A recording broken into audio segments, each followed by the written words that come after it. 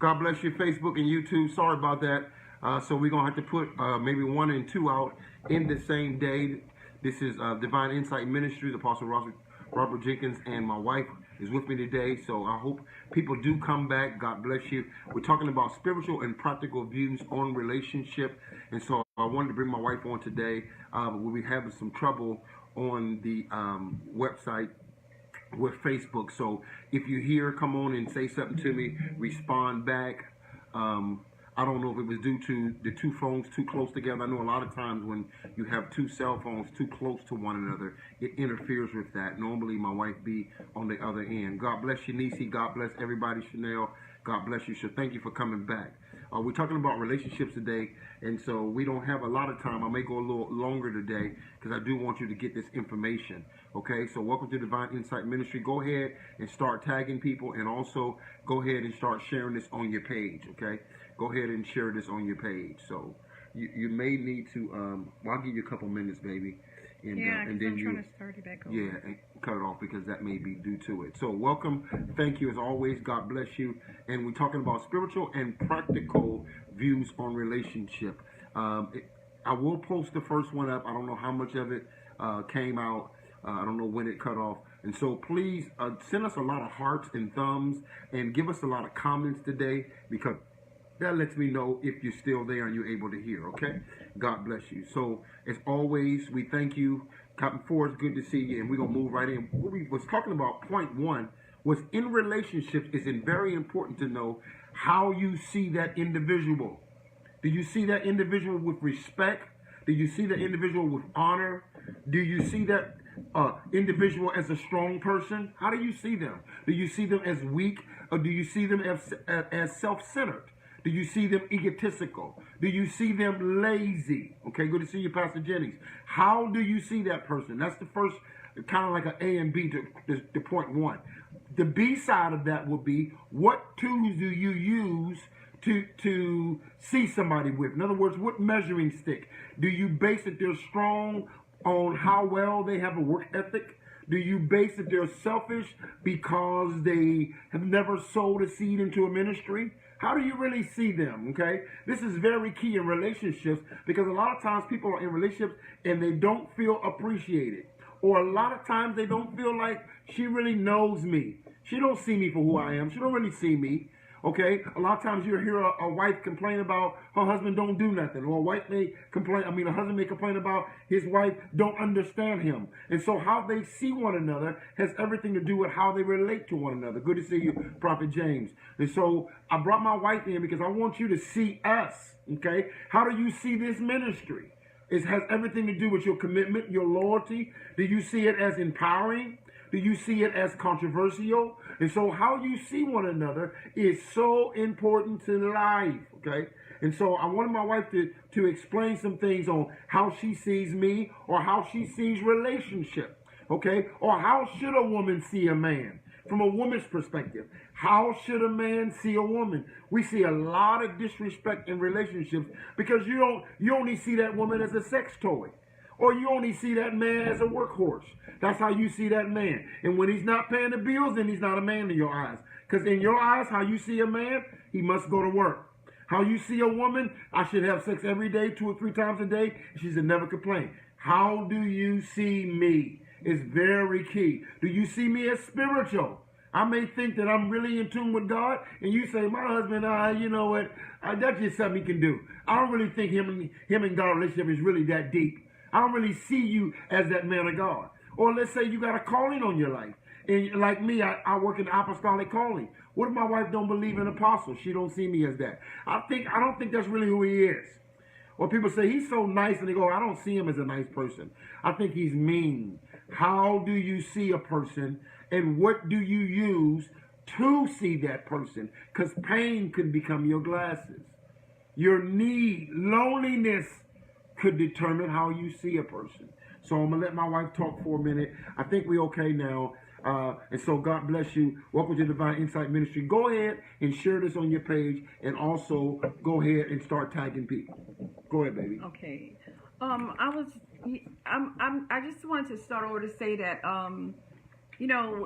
as wives, I think that in being a wife, we have to know how to go to God. Because, first of all, I think that once we become a wife, first of all, being a wife starts with being a wife to God first. It starts out with learning from God. It starts out with being in relationship and learning intimacy with God first. Because allowing God to be the husband first, that is what really ministers to us on how to become the wife that we need to be in the natural. So once we become that wife, I think that in many cases that just through experience, I think that we need to learn how to forget everything that we were taught in a essence. Forgetting everything that we were taught, because I think that the world's voice plays a big part, and a lot of times it's damaging to marriages, because we're taught to walk out what our parents did, and we're taught to, only to focus on the certain things of marriage. We're taught to how to deal with the bad parts in a particular way, but yet how to embrace only the good parts. So when I say forgetting everything we know, I mean scratching a lot of what we were taught and allowing God to teach us, allowing ourselves to be as wives to go to God on behalf. And that's the part that comes in for us. We have to go to God on behalf of our husbands. We have to learn to be the wives that God has called us to be. It's not going to always be what we think it should be, because we have our own definitions, but I think it should be what God says that it has to be. In seeing your husband, I think that in seeing your husband, it comes through spending time with God, spiritual, and it comes through in the natural. The two go together. Seeing your husband, we may not understand like my husband said, you could have a husband that could be an apostle, and you say, oh, it don't take all that. Or you can have a husband, or let's say the husband has a wife that's in a position in the church, and the husband is not in that position. But I think that with the husband, in the case of the husband being more involved in the church and being more like apostleship or whatever, I think that the husband has a certain responsibility to cover that wife, to speak into that wife, to prophesy over that wife until that wife becomes. Because I really don't believe that God will allow your wife to stay in the wilderness. If your obedience to God is in the place that it should be, I don't believe that God will allow that wife to stay out in the wilderness. But with the wife being, I believe that if we go and research the scripture, there's scripture in Corinthians that supports that, where it says the unbelieving husband can be sanctified through the wife. So we have a part also as the wife to go to God, to pray and stand proxy for our husbands, prophesy into the lives of our husbands, and allow God to, because I'm going to tell you, I'll be transparent for a moment. When my husband would, have needed time to do certain things and study and minister on Facebook, minister on the conference lines and what have you, I used to sometimes feel like, you're putting so much time into just that. This is what I would say. You're spending all that time back there on your computer, and I'm, who am I? Why am I here? You ignore. I sometimes feel like I'm being ignored. But let me tell you what happened. It's like the more that my husband would begin to tell me things, the more my husband would begin to speak things. My husband used to speak things to me and prophesy things to me and over my life, and I would find myself sometimes fighting those things, to be honest. I would find myself, because I was like, well, God, you didn't tell me that. And this is where I was, I'll be honest. I'm like, God, you didn't tell me that. Or, God, that ain't in my spirit. It didn't come in my spirit. And this is what I used to say. But it's like God would always back up what he would say. God would back up a lot of things my husband said to me. And then it was one occasion, I spoke this to my husband once, and I said, well, you know what, God? It's like the Lord began to, I don't know, it was like God would begin to speak to me in certain things, and God would deal with me about submitting to my husband. But we have our way of us saying, I'm submissive, I'm this and I'm that. But we have also our limits of what we allow ourselves to submit to. But obedience has no limits. Submission in the eyes of God has no limits, because I believe that as yet man follows Christ, God is going to give him what he needs in order to pour out to you. So I had to find myself sometimes really checking my spirit. And when my husband would tell me certain things and knowing the things that God showed me, but I had my own rebuttals. But God had to really deal with me with certain things. And I thank God that he did. But I also would sometimes be in my stubborn will, because I would say, I'm not doing that. Or I'm not saying it, or it doesn't have to be that, or, this and that. But I tell you, when God confirms a thing, God confirms a thing.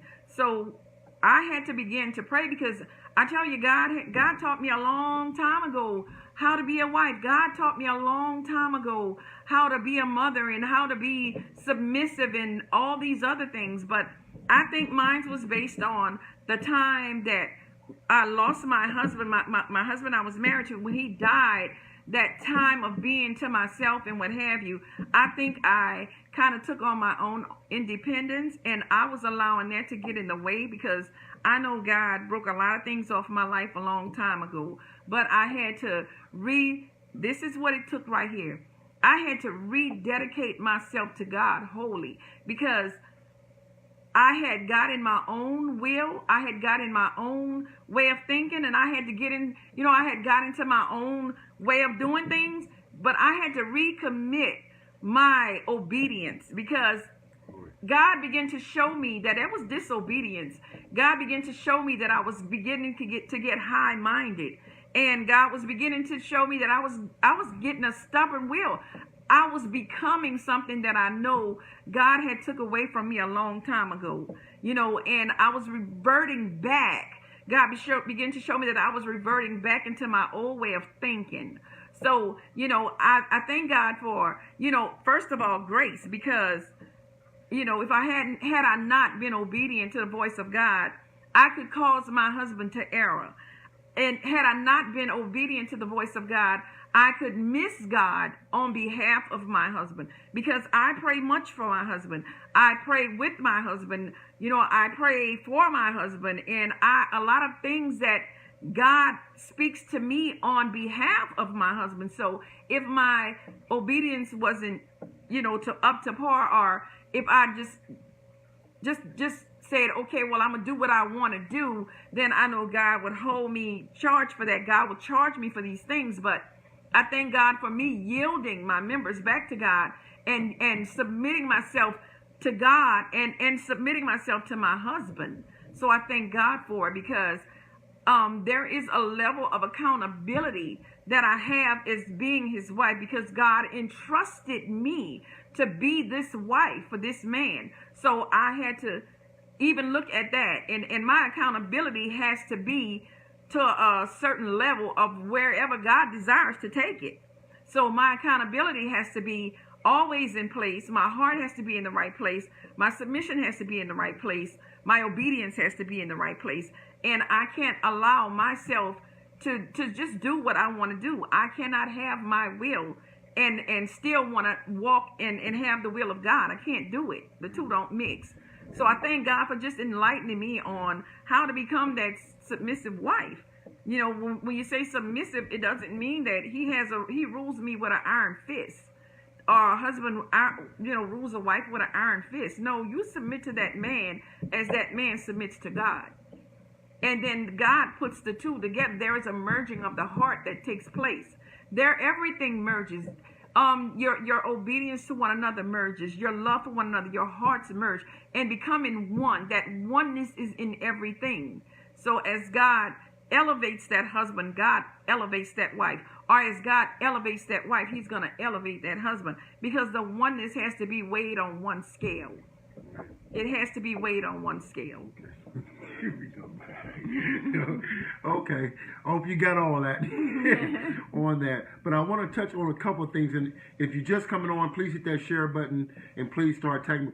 The first question was concerning, and remember the topic is talking about spiritual and practical views. So she's given a view on how you should see me. And so she talked about that and she went into a lot of things. But I want to go back over a couple of things, and I'm going to constantly let her talk today. Like, for instance, my wife, previously before we got married, my wife was married and her husband died of cancer. They were married for 20 years.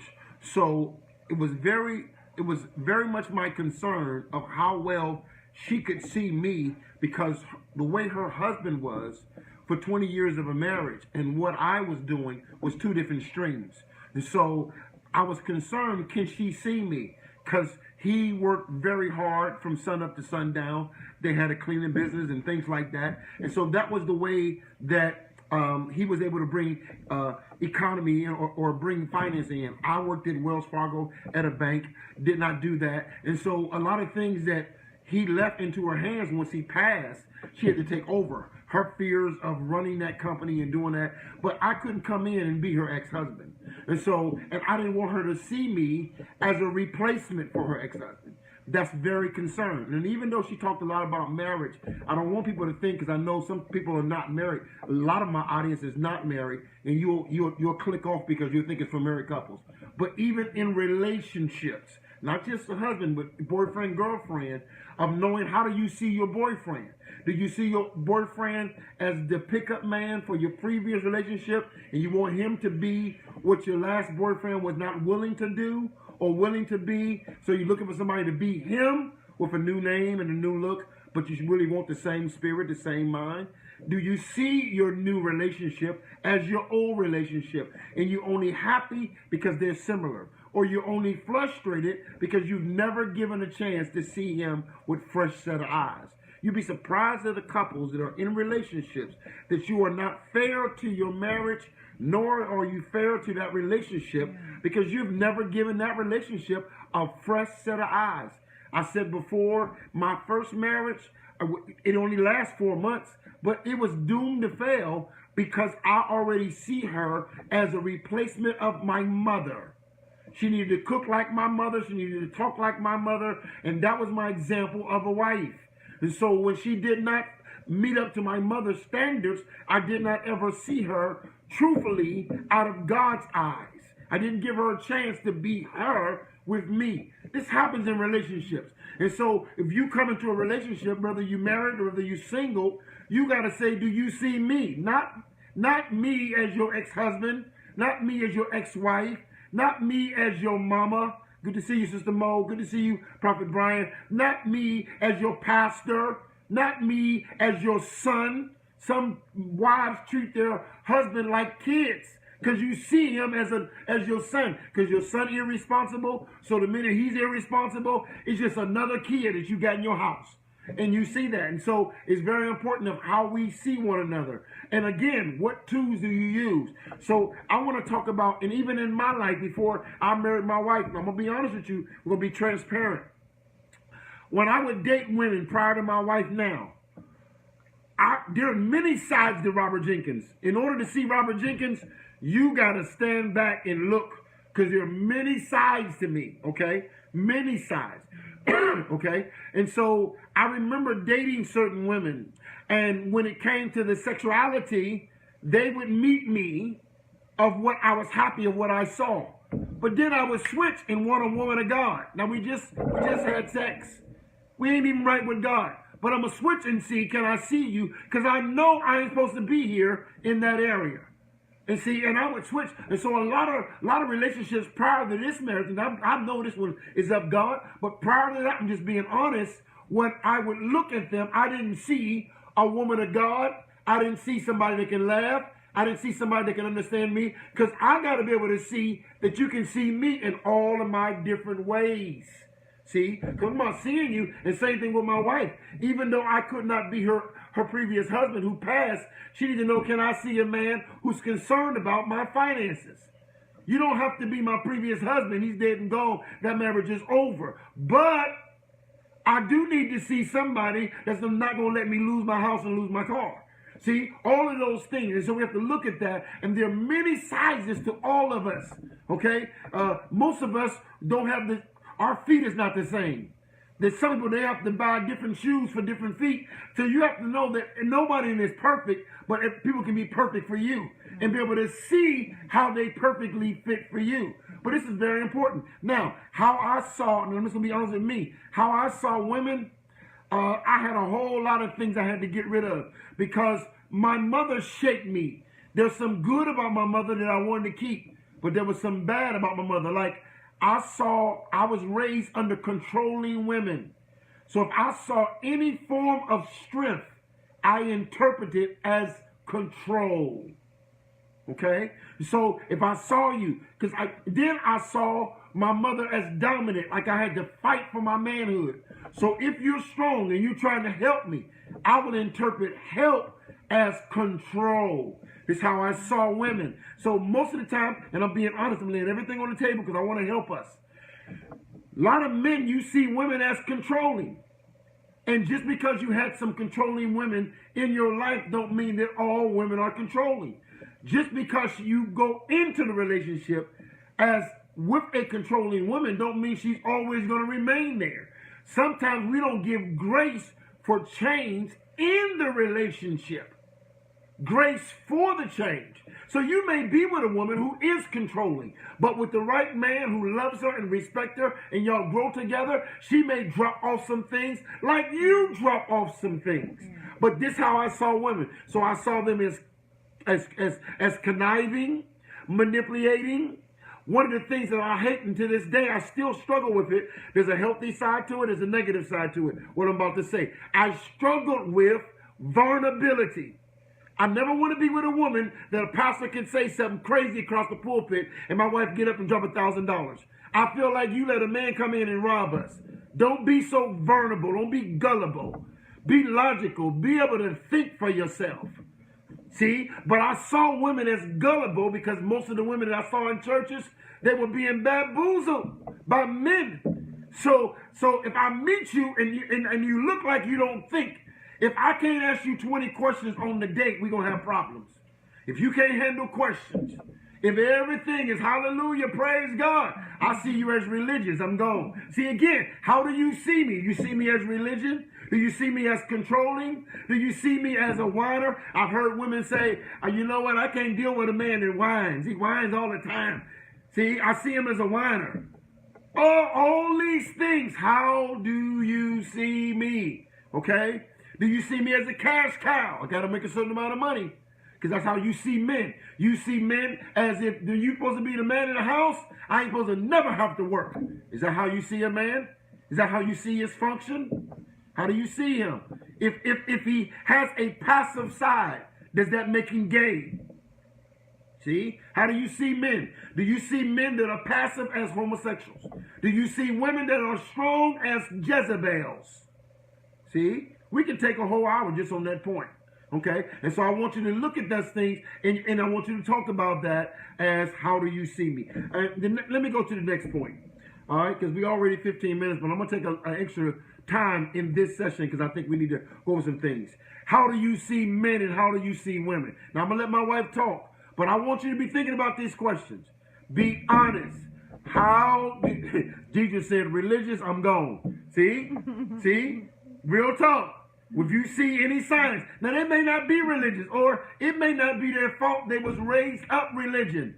They may be open to a different insight. You may can help them know more about spirituality, more prayer, but you get to running because you see something and you're not willing to build. Because let me tell you something, you can never build something if you can't recognize the material that you have. See? Seeing me helps you recognize the material that you need to recognize in order to build. A wise woman builds her house. The new definition for a wise woman is the one who stay away from material. Right. So now nobody's building that. Let me tell you something. The requirement that we're using for a relationship now, half of the people going to die single. Because you don't have no ability. You can't build nothing unless it's perfectly wood, perfectly gold, perfectly spiritual. See, and so our daughters and our granddaughters they're gonna die lonely with our relationship because we don't know how to make anything anymore.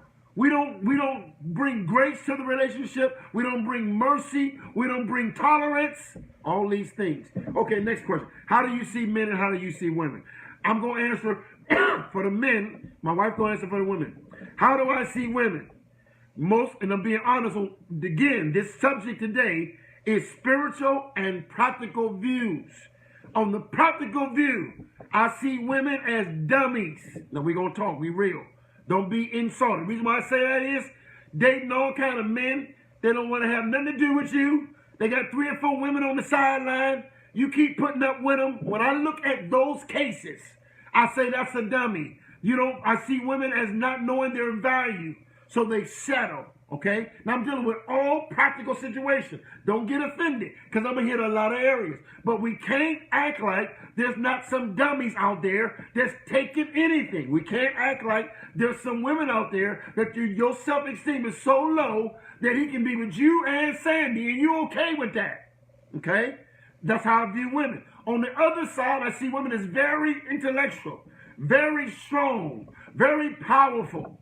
That's another set of women, okay? How I see women. Now, out of all the views, and I can go on and on and on, when I meet my wife or when I'm dating somebody, do I bring those things to the list or do I let her create her own viewpoint of what a woman is from her?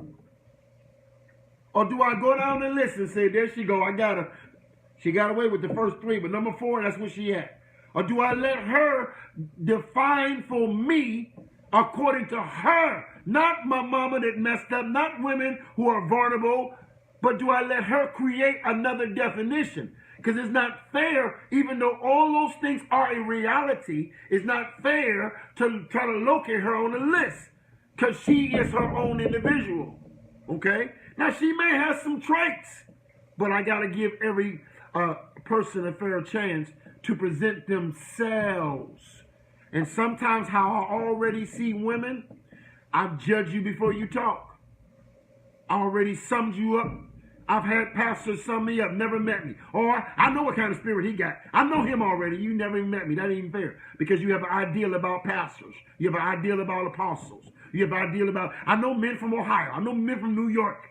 When I was in Charlotte, if you met a woman from New York, don't date no New York women. See? Now all the New York women is thrown in one basket. See? But how you really see?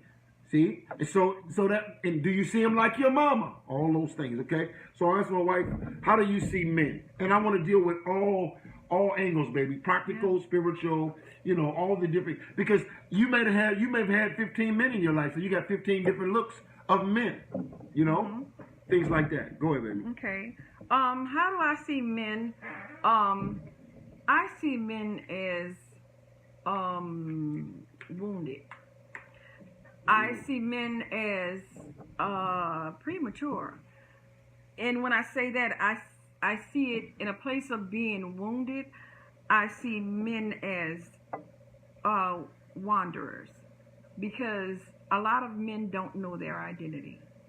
I see men as, I don't want to say weak, but I see them as having uncertainties about life. They don't know a lot of things concerning life. And that's not all men, but I've seen, and when I say seen, this is where I'm speaking from. I'm speaking from the place of familiar areas of men that I've seen. And I'm like this. I always use the men of my family. Okay. That's what I know. I can see men on the outside and I can say, oh, this guy is such and such, or blah, say blah. But I normally pay attention to the men of my family. That's the men. To me, those are the men that I can speak on, because that's the men I'm familiar with. Right. I see those men as just wounded in areas. I see them as empty in a lot of areas.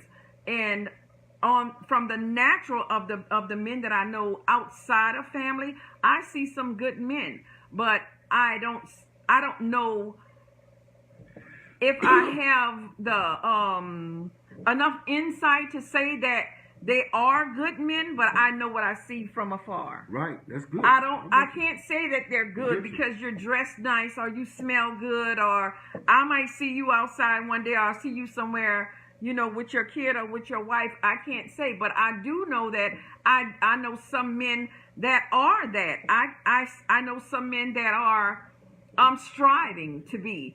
Are you gonna always get it right? No. But then again, I see some men that are just plain out.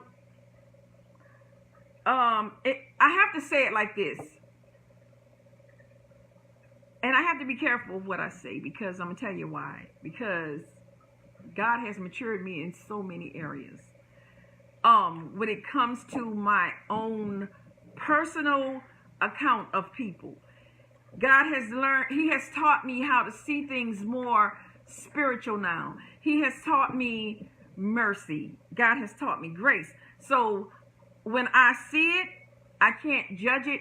And I'm one that God gives many burdens to. Okay. So I have to say it like this, and I have to be led by the Spirit on how and what I need to say, because I can't cause an offense. So God has really taught me in many areas to see and not see. Right. See, God has blinded me. He's blinded me to a lot of things because He's matured me in a lot of things. Right. So when I see a man that doesn't do, or a man that doesn't work, or a man that doesn't do the old me, I would say, girl, he is just like so trifling. He's a bum. But God has taught me to say, do you understand, or do you even know his struggles? Right. And that's the point I want to get to, because I want to talk about it all. A friend of mine, he put on the post, when we got to be careful when things come from the soulless realm. When our perceptions come from the soulless realm, that's when soul ties. And see, the soulless realm will see, and somebody put on there, I see men as crazy. Okay, and so we see him as crazy, lazy, trifling it, but those are not the truth from God's eyes. Right. Absolutely. And so the key to it is we got to get back to how God sees them, but we first got to be honest about how we see them. I want to deal with the spiritual and the practical, and the reason why, you can know the spiritual answer and it be absolutely right how God sees that man. Mm-hmm. But when ain't no money coming in and them times getting rough, if you're not mature, as my wife say, that real practical of how you really see them gonna come out. Yeah, it's gonna stick his head up. It's gonna stick his head up. And that's why we gotta be honest, because I want to be able to be real about practical and then say that my practical is not right. It's not right for me to see you that way. Because a lot of times we won't confess that point. See, we want to say they dummies. Mm-hmm. But God said, no, my daughter is not a dummy. She's a woman of God who's been wounded. I got to be able to say, I had the wrong perception about you. Because I wanted to go on my offense. I wanted to go on the type of person that I want you to be in my life. And when you're not that, I'll put you in a category. Mm-hmm. See, we're not honest about when God gives us a change of heart or give us a revelation. Mm-hmm. And so we still operate in marriage based upon wrong perceptions that come from the soul. Okay? And this is what I got to talk about. Real stuff, okay? So I like the honesty. Crazy, lazy. And then we say, is that what God is saying about them? Because again, you will throw away some treasures because you see it as trash. Mm-hmm. Because you're not looking out of the eyes of God. And you're not honest. And they're in your life. You think that you in their life to help them, but really they're in your life to help you. Right. You don't see how much your perceptions are robbing you from having quality relationships. Because you ain't going to never be able to see anybody that got it all together. So you're going to justify that, you know what, men just ain't right and women ain't right and all that stuff. And the truth of the matter is that how you perceive men, how you see them, you're not seeing out of the eyes of God. And this is, let God be true and let every man be a liar. If you are not agreeing with God, you got to say your perceptions are wrong. Bottom line. Now I want to flip it. We're still on point number 2. I talked about men, how I see men. She talked about, I talked about how I see women. She talked about how she see men. Now I'm going to say how I see men. Now let's see if we see the same. Her first statement was she see men as wounded. I see men as wounded. A man is telling you that man is wounded. Okay? We got to be able to know that when a woman talks about a man, do you see the same thing about yourself? And when a man talks about a woman, do you see the same thing he said about a woman? When I said that sometimes I see them as dummy, can other women say, you know, sometimes we do some dumb stuff? That's dumb for me to thinking that this man gonna leave his wife for me and he been with his wife 30 years. See? Because we need to hear from both sides. Real relationships, one of the number one things that I fell in love with my wife is because I knew that she could see. I knew she can call it. I don't want to be with nobody who don't want to call it a spade. I don't care if it's crazy. I don't care if it's dumb. At least be able to say what it is and then we'll fix it later. But let's be honest about what it is. Let's not act like we blind and we sitting in the dark room. Let's cut the light on because we can see very well. That's very key. So when I look at men, I look at men as wounded. Now, if most men is wounded and a woman is saying that her perception of a man is wounded and a man's perception that a man is wounded, then how do we handle relationships when we know a majority of men are wounded? Do that change your sensitivity as a woman of how you handle a man? When the viewpoint are the same. Men are wounded. So why are we so quick to say, you no good man? Would you say that a glass that's been cracked that is no good, if you love that glass, or would you try to fix the glass? See, this is what we have to talk about. So when I see men, I do see men as wounded. But guess what? I also see men as connivers, hunters. You know, when you, God, I feel the anointing. When you fish and you deal with professional fishers, they catch the fish to prove they can catch it and they throw it back in the water. It's called catch and release. Some men, and a lot of men, are nothing but professional catchers. All they want to do is catch you, throw you back in the water. Never attempt to marry you. Never intend to be committed to you. Never the intent to having any integrity with you. This is how I see men too. I see men as users. I see men as seed makers, but not fruitful. The Bible says be fruitful, not be seedful. Baby here, baby there, baby here, baby there. That's how I see men too. But I also know that a lot of these things are because men are wounded. Men are egotistical. Men have become very arrogant. They are success-driven, lack father, lack real love, don't know how to be vulnerable without feeling weak. See, all of these things, okay? And so now I'm talking about how I see men. Now, I'm going to get back to my wife, and I want to know from a woman's perspective, how do you see women? You heard a man's perspective, see? Because it's very key. Because when we dialogue, now why am I doing this? Because in relationships, let's not come and act dumb when you know you see that in women. Don't act like that women don't do that when you know that as a woman. Don't act like men don't do that when you a man and you see it. See? There's no need to come together if both parties are not going to be honest. So what do you see with women? I see women as broken. Okay. I see women as unsure. I see women as, some women are just gullible. Some women are, I would say, immature. And when I say immature, I mean that they're lack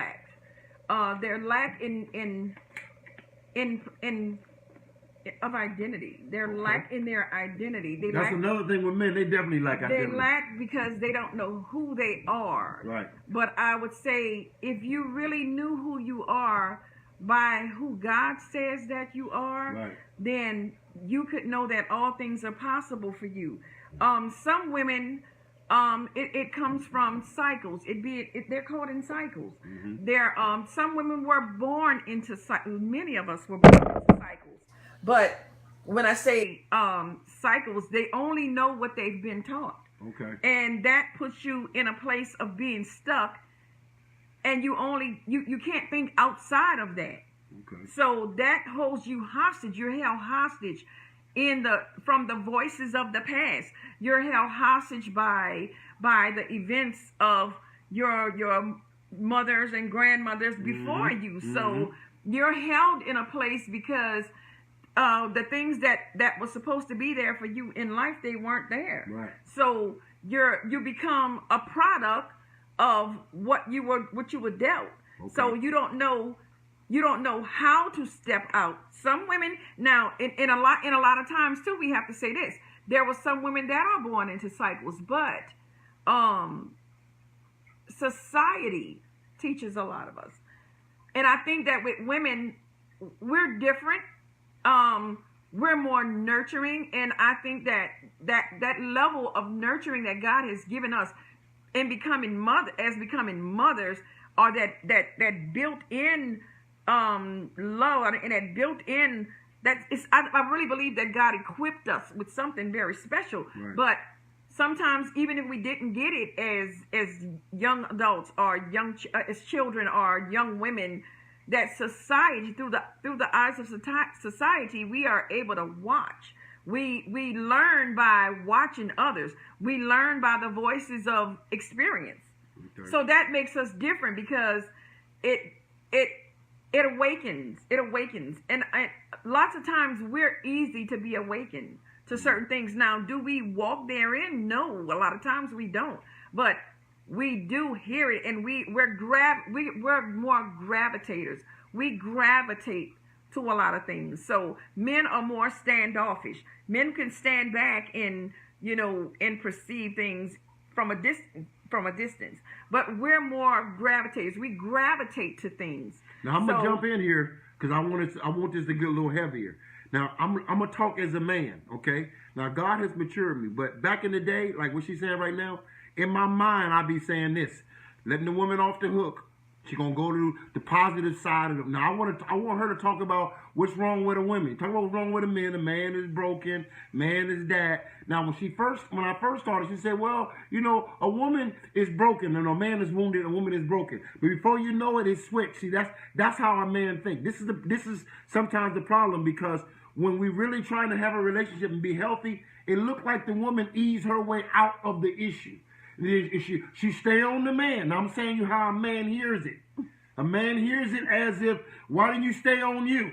We broken, we messed up, but you know what? A woman know how to gravitate. A woman can learn. And even though she has cycles, she can get in there. And then before you know it, the woman going to be back on top again. This how we hear.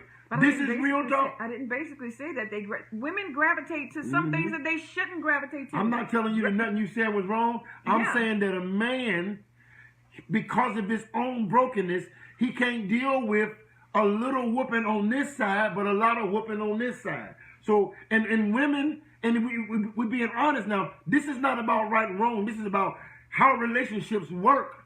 Okay, because when a woman is talking, a man is listening with two heads. He's listening twice. He listening to what you say, if he listening twice. Sometimes he don't listen to his own head.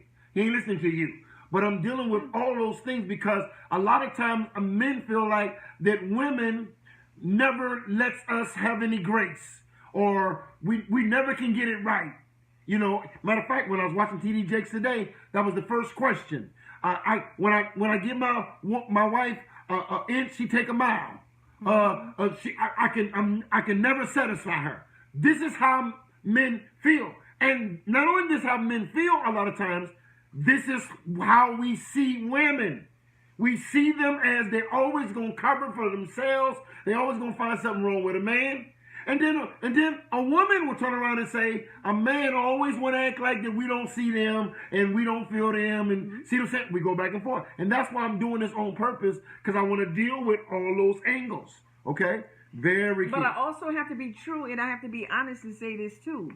I can only speak from a certain extent of men. I can't.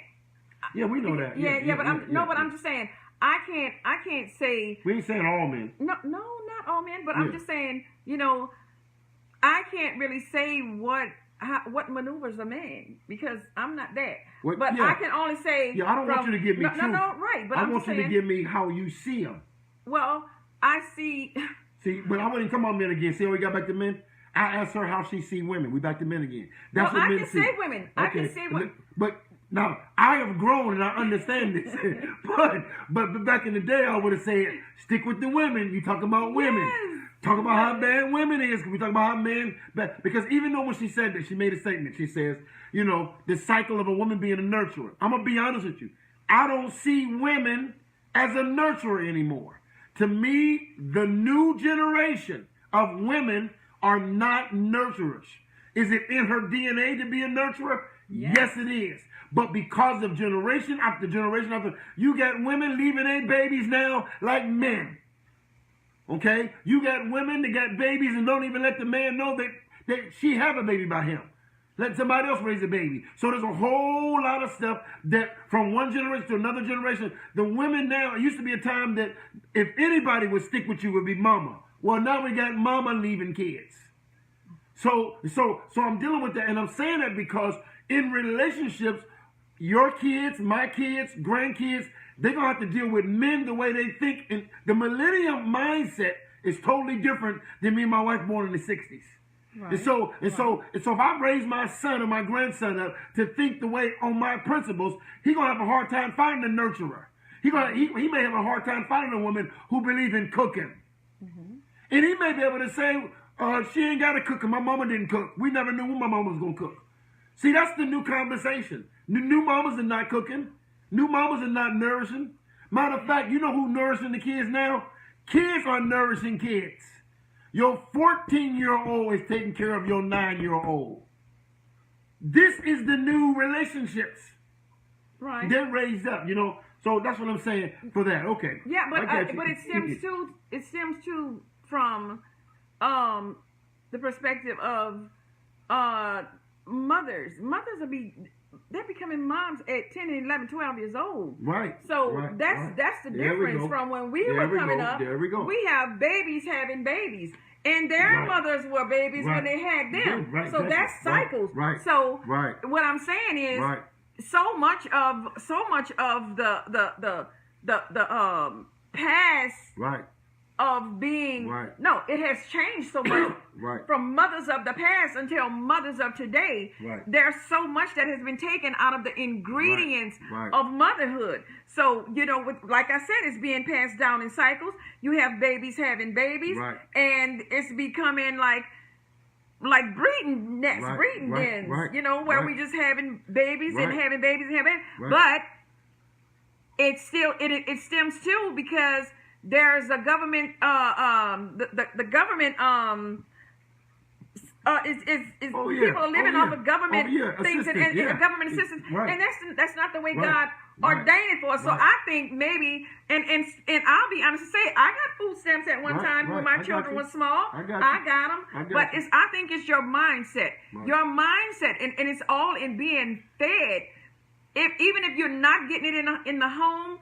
Just like I said, there's something in society that will teach you. Society and the world outside, there's something that you can connect to. It's out there. It's a lot of it. But I just want to stay with the point. The point is, we still talking about how women see men. And that raising can have everything to do with your eyesight. That's the point I want to stay on. But the values have been done away with. That is the whole thing. Values have been done away with.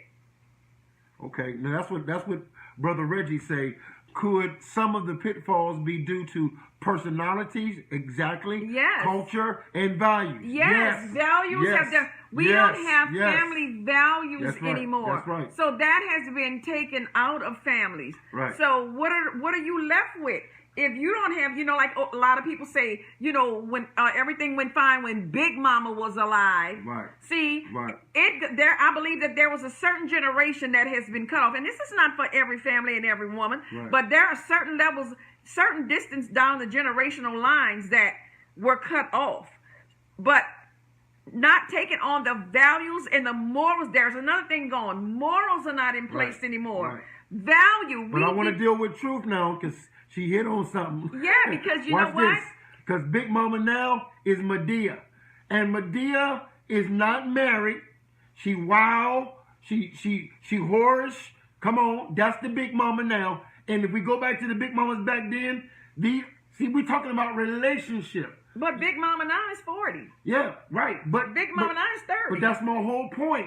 I don't want to get away. I just don't want to talk a whole bunch of stuff. Even though we're dealing with branches, the key to it is relationships. How are you able to see? If you didn't see Big Mama treat Big Daddy right, then even though Big Mama got all this positive stuff to say, you don't still know how to see a man. Big Mama didn't give you proper eyes of how to see a man.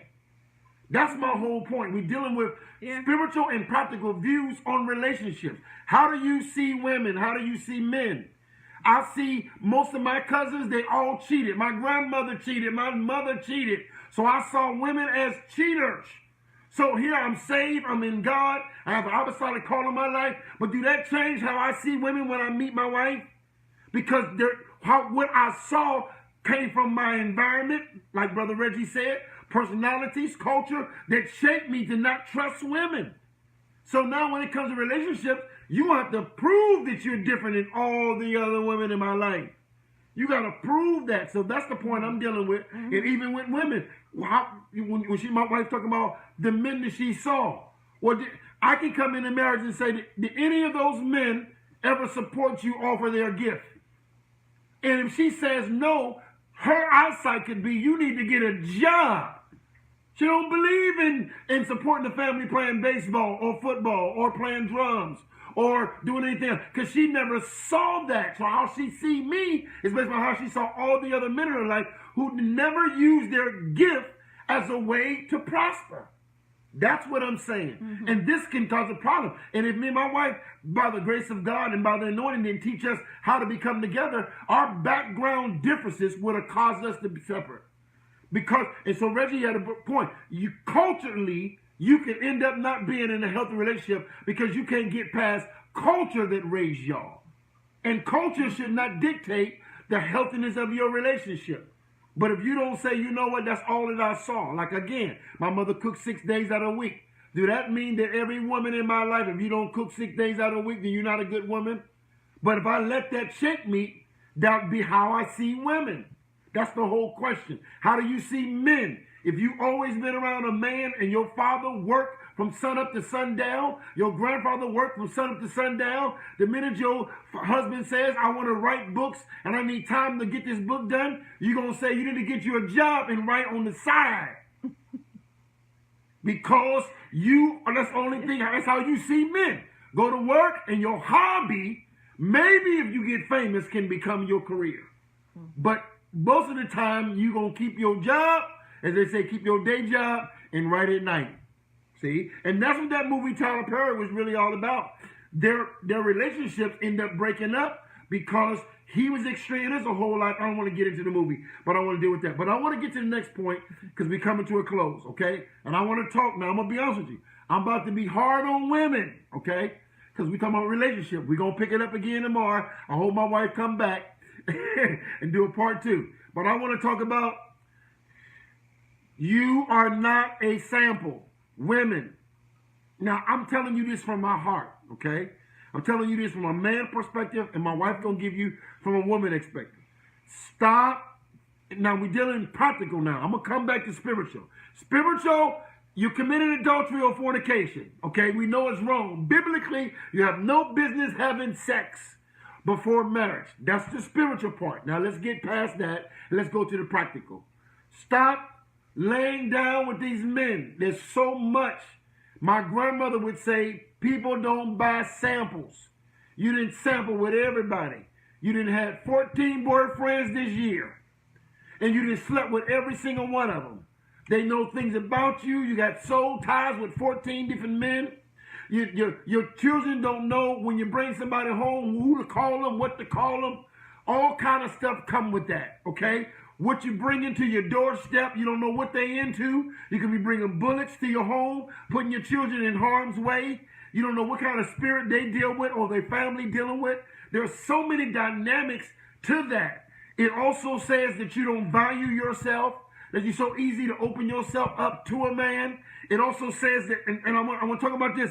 You got too many people and women in church. You're thirsty. You only go into church to find a man. Some people are only on Facebook. You're looking for a man of God, and every man you find that's preaching, teaching, you get a part of their site, and you have soul ties with these preachers on Facebook, Instagram, in your church, because you're really not happy in your home, and you're allowing yourself to be opened up again. Maybe not physically, but soulishly. See, sensuality. Okay, and so all these things, and so in relationships, and so a lot of times when you finally do find a relationship, you don't have the strength for that relationship because you didn't empty yourself out to every other person prior to the relationship. A woman in the Bible is referred to as a well. A man is referred to as a fountain. A well must be marinated. You got to let the rope down with the bucket and let it down to get the water. The water is deep. Then you have to pour the water up. That's marination. That's communication. That's intimacy. A fountain, as soon as you put your feet on it, boom, it shoots up. It's under pressure. So you can't play with men because they're under pressure. All the time, they ready to go. Same thing with women. But the sad thing about it, that the fountain of the man was there for when his wife touches him, he releases water into her. And when she marinates him, she releases water into him. But most time in a relationship, by the time we get together, the fountain is broke and the well is dry. Because you done been all over the place. And so I'm going to talk about from that aspect. And I'm telling you, and I hate to say it, but I'm going to be honest, I go through Facebook, and I use Facebook for ministry. But I see so many women, you on this phone, you just looking for a man. And when you take a picture, your lips showing, all out, all in the face, you're hunting. You're hunting. You're not presenting yourself to be hunted. You're hunting. And this hurts because of all the people you have contaminated yourself with. You're showing that you're vulnerable. You're showing that you're thirsty. You're showing that you're needy. All these things is hurting you because a quality man don't want a thirsty woman. A quality man doesn't want an easy woman. A quality man. So this is so important. And we don't talk about this stuff enough, okay? Real talk. So I want to talk about that. And I want to encourage you. You are not a sample. If the man wants to be with you, let him pay the cost to be with you. Let him sacrifice the price. Let him marinate you. Let him speak into you. Let him know who you are. If your minds don't meet, don't nothing else matter. See? But if you don't value yourself, you don't value what touches you. When you go to a quality car lot, in the cars in the showcase room, they got signs on do not touch. Because you ain't got no business touching something you don't plan on purchasing. Okay? Very key. But most women go on sale so that you can have somebody drive you off the car lot. So you're $1 million, but you go on sale for a cheeseburger, and then when you get married, you say, you treat me like I'm a cheeseburger, when you went on sale to get him to become a cheeseburger. See, all these things. You are not a sample. You're not somebody to be beat on. You're not somebody to be disrespected. You should be talked to in a certain way. The Bible says speak to a woman, deal with a woman as if she's a weaker vessel. It doesn't mean that she's weak as in strength. I got cousins that a body slam a grown man is 400 pounds. It's not referring to her strength, physical strength. It refers to how precious she is. When you deal with China, it's weak. When you deal with real leather, it's soft. So when it says she's the weaker vessel, she's China. You got to be careful how you hold her. If you drop her, she shatter. I can drop a Tupperware glass, it'll bounce on the floor and bounce back. You know why? Tupperware is $3 for $1. Because it's made out of cheap material. But the higher something is, the weaker something is because of the material. When you buy something that's real expensive, they say fragile on the box. Fragile. You got to have a man who can be able to see that you're fragile and not take advantage of it because he has the strength to shatter you emotionally, physically, and spiritually. You're not a sample. You letting the man come by and take a piece of chicken and walk across the mall, come back, get another piece of chicken. He didn't get full off of free samples. And then you wonder why he don't marry you. And when a man sees you at a sample, let me tell you something. He'll sleep with samples, but he won't marry them. He'll sleep with them, but he won't marry them. Okay? And if you're the married type, then stop. That's just on the practical. Not even dealing with the spiritual. Okay. Come on, baby. Yeah, well, okay, we have to, with women, we have to as women, we have to, like I said, we have to regain our value. We have to sometimes, even though there may be some things that may have been missing in family, some things may have not been passed down through mom or whatever, what have you. There are other resources. I'm like this. I just feel like that. There's always something that you or someone you can connect to if you really want to know, if you really want to become. Then you're gonna research. Right. Even if there's so much even on internet. You don't have to stay stuck. Even if you feel stuck, there are other outlets and other avenues that are there to help you. But like he's saying about being allowing yourself, this is what I have a problem with. When we allow ourselves to be abused or allow ourselves to be misused and mistreated, knowing your value, you may not even understand that word value, but you can't understand that this is not right. Something should speak to us as women.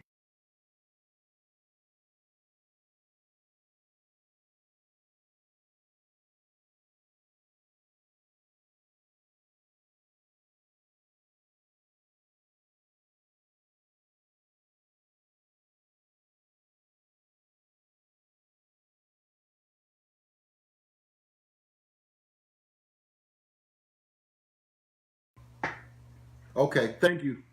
Okay.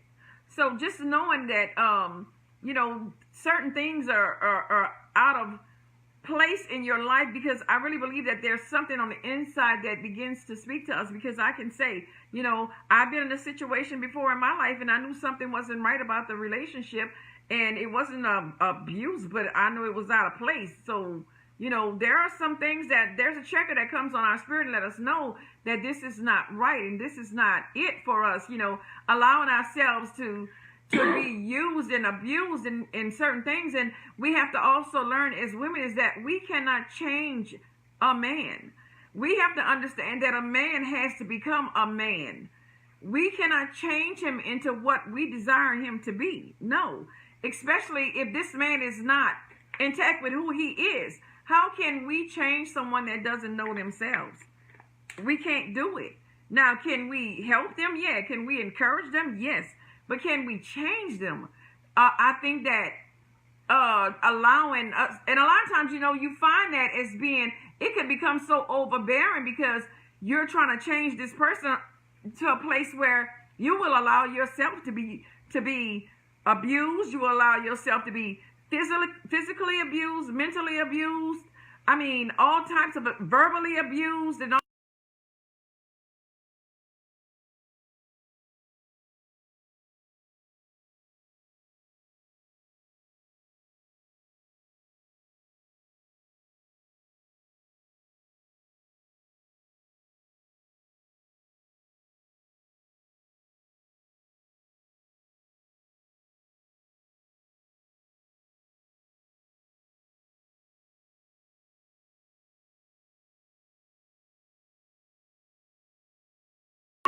You are not a sample. He is No, not you're to be all on your body, touching you, having babies, having sex with you. Listen, before we get to you can't change the man, stop seeing yourself as a sex tool. Don't use your goodies as a vehicle to get a man. Stop it. That's what I'm dealing with. You need to hear that. Okay? Because that right there, that creates a man to see you as that. When you only see yourself as that, so that's it. It's like this. When the old folks always said first impressions count. If that's the way you introduce yourself, you be out here, you doing all these types of things with these men, that's the way they're going to perceive you. That's the way they're going to treat you. And if you don't put breaks to whatever that particular lifestyle is, then that's the way you're going to always be perceived. And that's cool, and I see what you're saying. That's cute. But even if he did see you, I don't care if he values you. You don't sleep with him on the first date. I don't care if he's valued. See, I want to deal with you as a woman, how you see yourself, and you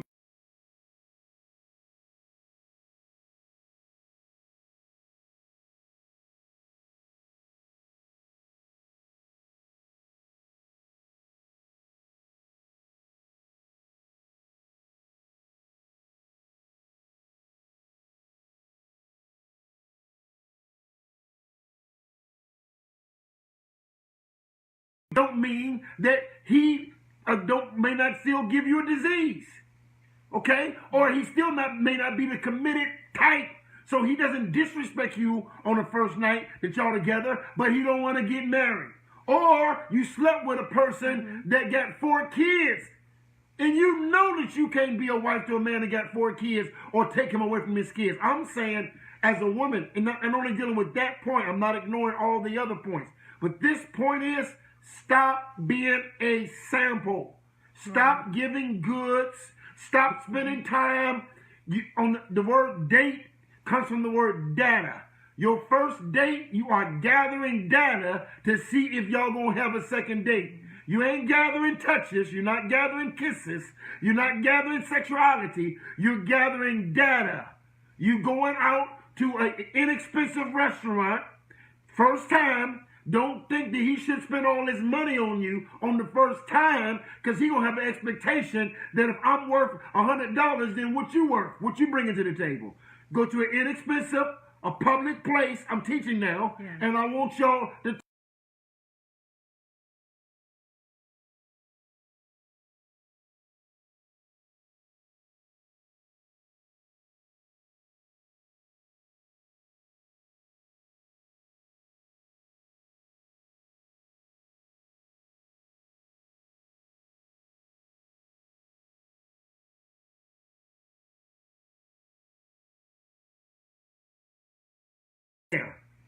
come on, somebody.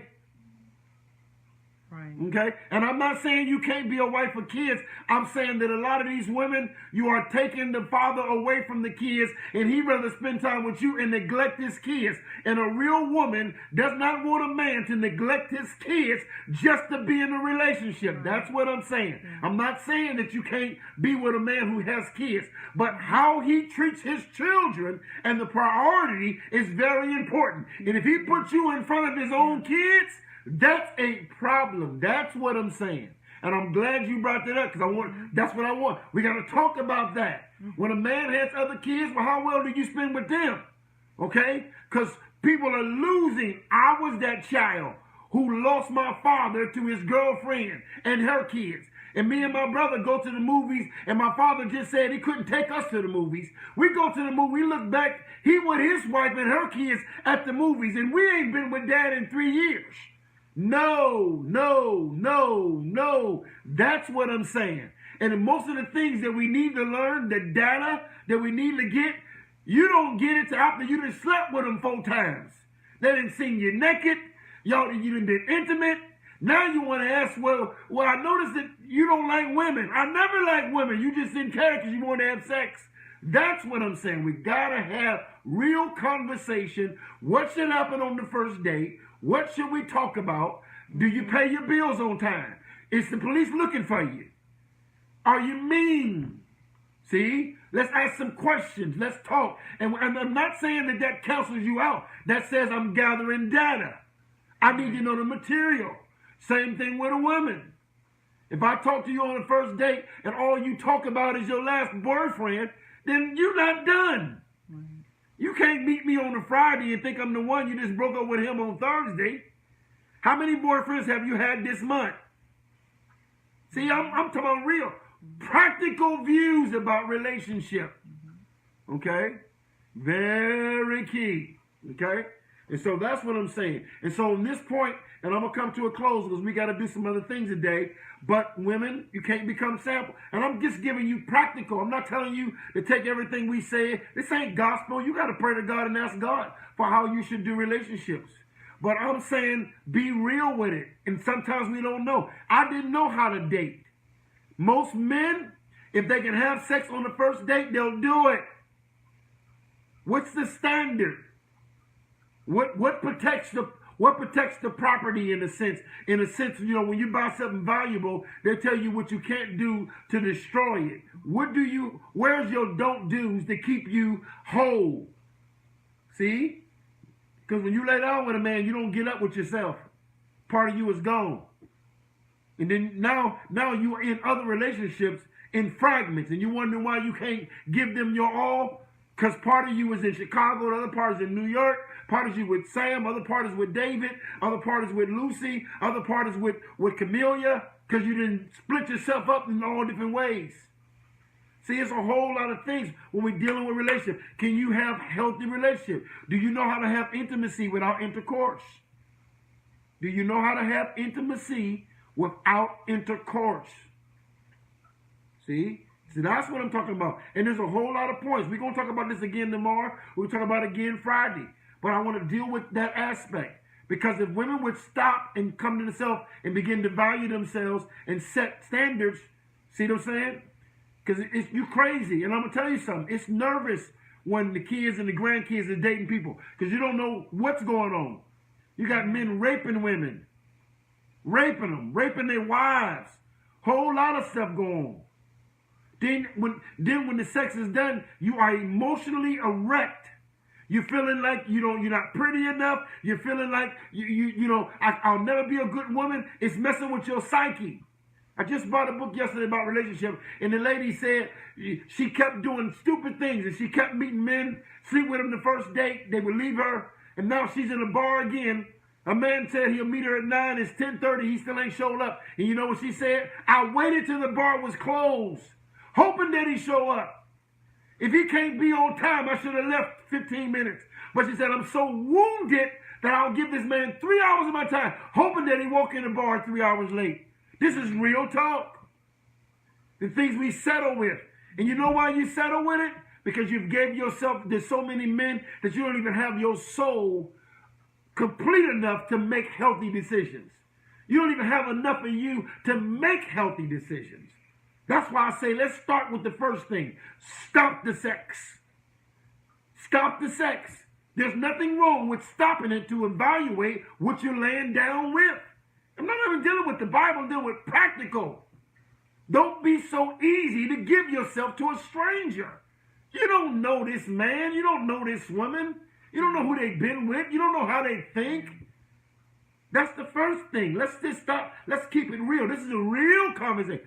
I've been talking about power and authority. I've been talking about closing open doors. That's real deep spiritual stuff. Now we're talking about spiritual and practical views. Okay? All right. All right. One more point, and then we got to come to a close. I want to talk about this point. Listen to this point. A person who has nothing to lose, and I got this from a poem. I thought it was powerful. A person who has nothing to lose will help you lose everything. Okay? I want to talk about people who come to the table with nothing, and you okay with that. They have nothing to lose. It's like a hopeless man. A hopeless man will kill you because he ain't got nothing to live for. He ain't never seen his daddy, so shooting you don't mean nothing. A person who has nothing to lose, who helps you lose everything. Now we got to make decisions. Okay? And I'm not talking about ignoring potential. Yes. Should you see a man's potential? Yes. But be honest. If he's not watering his grass, why would he let you do it? If he says, I got potential, I need you to work with me, this is where I want to go, I have dreams, I have ideas, but I just don't have the finances, that's different. But most women are broken saying he got potential.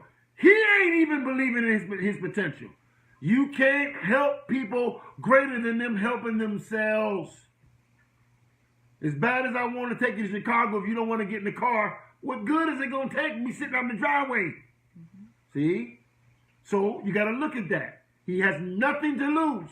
Now, very few people have nothing to lose. But if he look like I have nothing to lose, he's living for nothing, day by day, then how he going to help you bring your dreams to pass?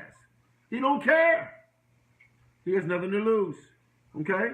Very key. Now, I'm going to say this, and then I'm going to let my wife talk, and we're going to come to close. I met a woman one time who told me she only date married men. That's 100% wrong. It's thousands wrong. But this was her crazy logic, because I know he has something to lose. And this goes on real big in the music industry. This goes on real big in pulpits. There are women that will date you, marry you. Well, not marry you, but date you. Know you got a wife because they know you ain't gonna tell their husband. They ain't gonna tell on yours because you don't want to lose your wife. You don't want to lose your church. And so you find women who will deal with you because you can't afford to lose your business. You can't afford to lose your credibility in your name. Real talk. Now, even though that is perverted, it's a principle that's pure in the right form, in the right place, because you need to have people who value. I should value my name. So when my wife meet me, she should be with a man. There's certain things I'm not going to do because my name is at risk. My reputation is at risk. But when my name don't mean nothing to you, I'll shoot somebody too. I'll shoot somebody right at your family reunion. I embarrass you because I got nothing to lose. I don't have a name. I don't have integrity. So the principle within God is a great principle. Because you ought to say, I got something to lose. My name means something to me. My integrity means something to me. My reputation. I don't go around calling people B's and H's. So I'm not going to date a man that don't care about his reputation. See? Real talk. So I wanted to talk about that point. About 9-10 minutes at the most, and then we got to go. Come on, baby. What you think about that? A person that has nothing to lose may cause you to lose everything. Right. Just that is when I would say that getting to know first. You have to get to know. Those type of people, they're so unpredictable. Oh, that's good. Those type of people, they have no value of themselves, so they're not going to value anything of yours or who you are. Right. And a lot of times, those people are vindictive people. Those people are hurt people, which want to hurt people. And I think dealing with a person that has nothing to lose is a dangerous combination. And that's a good point that she said. Yeah. Now you said if you have nothing to lose, he ain't gonna value your stuff. So he ain't got no car, so he'll tear your car up. See what I'm saying? He don't value his clothes, so he ain't gonna hang yours up either. See what I'm saying? He don't have no house. He go from house to house, so he ain't gonna help you take care of yours either. Mm-hmm. We gotta listen. When he has nothing to lose, how can he value something that's never been placed in front of him to value of his own? Because a person that has nothing to lose is not committed to anything. Not committed to anything. They're not committed to anything. Listen to what my wife is saying. They see it only as they want to see it, and it has no value. Right. They don't value anything. Right. So them having nothing to lose is like you're dealing with a time bomb. Right. You're dealing with a person that doesn't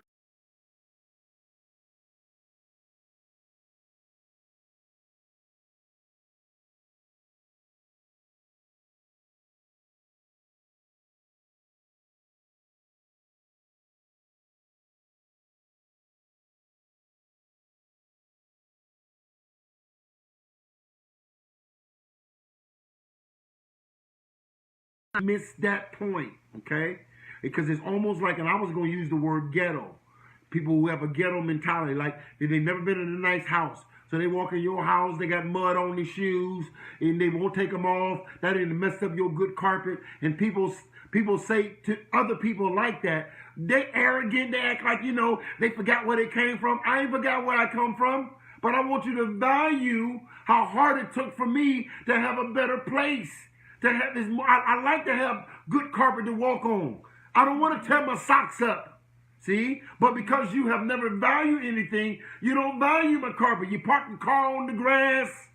See, all that stuff. Your oil is leaking. My driveway is black now. Not from paint, not from tar, but from oil.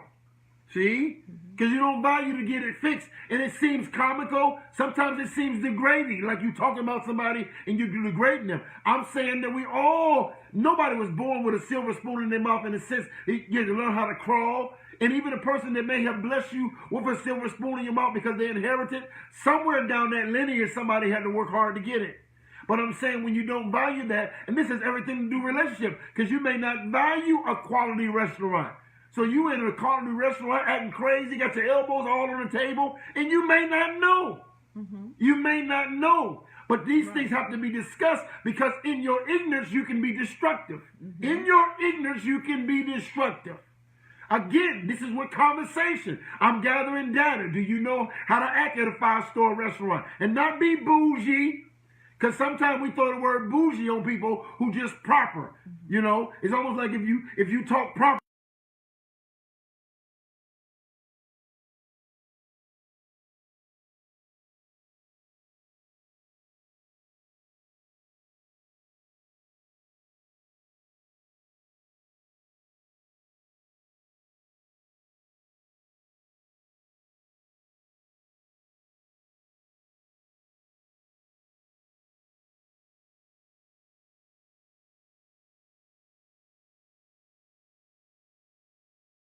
need the help.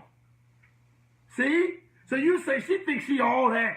You think she all that. Always trying to control me. She ain't trying to control you. She's trying to empower you.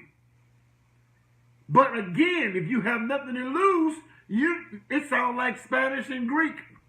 See? All right? Right. Absolutely. Real talk. Yeah, Okay. because and just not having insight of a thing, it can be like, it's like a foreign language to you. You don't know it, so that's another thing, because we don't know lots of things. Some things we just don't know, but we don't want to take the time to learn.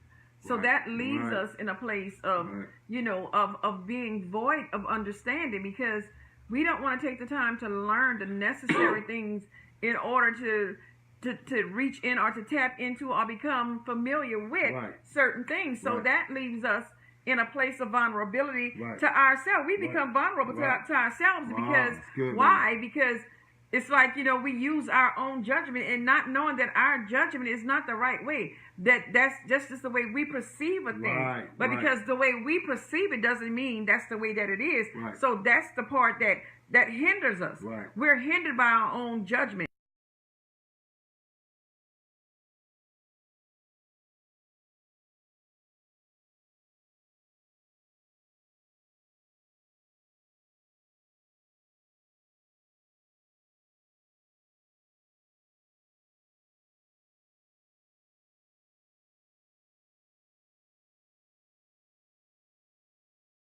Please do not miss tomorrow, the conference line, 7 o'clock Central Standard Time, 8 o'clock Eastern Standard Time. I'm talking about dismantling false doctrine. I'm telling you, I have at least 3 hours of teaching. We ain't going to go 3 hours, but I'm telling you, God has given me a major word to expose false doctrines. That's tomorrow. But me and my wife, I'm hoping she come back tomorrow. We're going to pray. Y'all pray.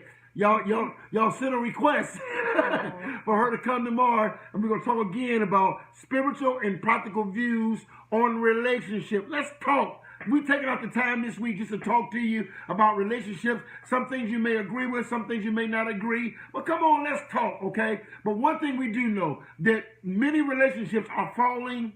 Many people are going into divorce. Many people are finding themselves depressed, suicidal because of relationships. A lot of children are hurting because of relationships.